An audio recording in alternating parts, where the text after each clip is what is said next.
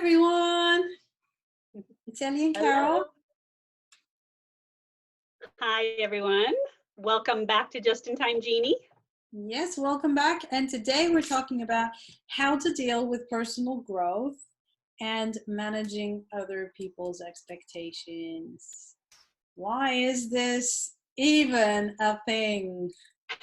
Um, so Carol and I are probably going to speak about our experiences as well as give you some tips. But when you go through any kind of personal growth work, whether it's therapy or it's coaching or it's courses you go through, and you really take them on board and start to act on them, you'll find that you have a new way of communicating, a new way of feeling free. You're taking more risks. You might be doing things you didn't used to be doing, including saying no, putting up boundaries. um, Mhm. and people don't necessarily always support. Carol, do you want to say something about why or how?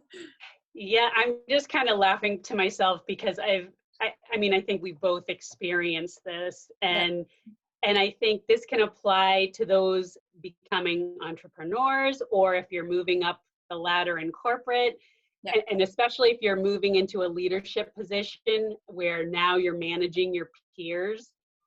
That's that's a tough one. yeah. So yeah, so let's first talk about dealing with other people resisting your growth, which you'd like to think that everybody's happy for you, but that's not always the case. So I find that when you do anything to better yourself, the people around you will generally fall into two different categories: those that support you and those that don't. And what I found is that the people who embrace change and love to learn and grow, they'll support you. They're going to kind of get what you're doing. But those that complain about their life or their situation, but don't do anything about it, will generally not support you. Why? Because what you're doing and accomplishing is confronting to them. They're more comfortable with the idea of you staying small. And this may come in the form of, backhanded compliments or gossip, or they simply drop out of your life. And that can hurt, that can sting a little. But then what happens is that the people who used to be in your circle, they kind of drop off, those that don't support you. And this allows new aligned people to come in. And that's actually exactly what happened to me in my 9 to 5. When I left, there were people that I thought were going to be super supportive that were not. And I was shocked. But then I was also shocked that people I didn't think would be supportive kind of came in the back door and would send me messages like, wow, what you're doing is so great. Or, and that makes you feel great. But I think that's the big thing, is people are sometimes not comfortable watching you change and grow. Right. And I think there's two things happening there in terms of why people don't support. The first one is particularly true with close friends and family usually, which is that you've had a role. So, for example, I have the role of the responsible column. I'm the one people go to, right? And I never say no. And everybody thinks, oh, she's nice and she'll just be there anyway, no matter what, right? Um, and when you shift out of that, a role that isn't, you stick to yourself, but you start putting boundaries up to take care of yourself. People feel like, oh, that's gone. Like that place I go to is gone, and they don't like that, right? So you had a role and you're not complying to that Right. role, and so you're hitting their discomfort zone, first of all. On a Mm-hmm. deeper level, I think what's going on with some people is because they haven't had the courage, and this isn't a criticism because it's a Yep. choice, right? Yep. They have chosen to stay in that comfort zone because it's too scary or it's not the right time or whatever reason. They haven't taken that step, or it's something that they maybe dreamt of, but now it's too late to do it, or whatever it is. So somehow that confronting that Carol was talking about is confronting themselves to themselves as well, and sort of the choices they did or didn't make.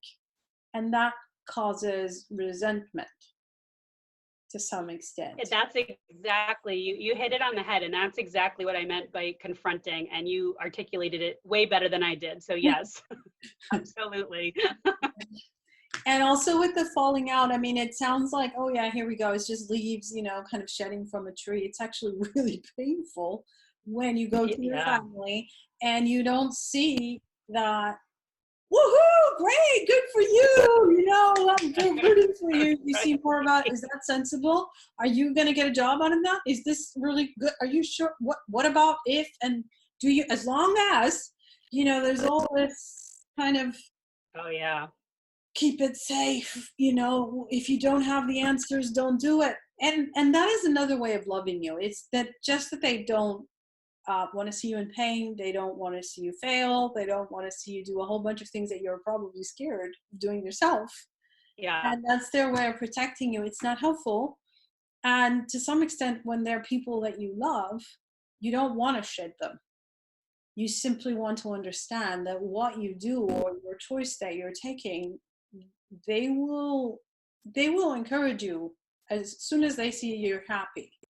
But when you're making that Yes. shift, that's the hard bit for them to see that it's okay, and that's the hard bit for them to accept. So you gotta just keep going and love them for loving you in that way, right?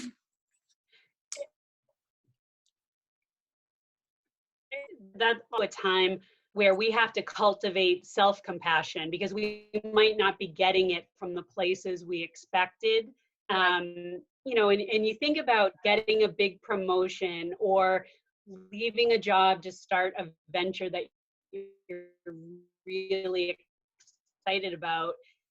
It feels all exciting and great in the beginning, excited, but then the reality hits, and you may go through a phase of fear and imposter syndrome, and ego might be screaming, oh great, now you've done it, what makes you think you can do this?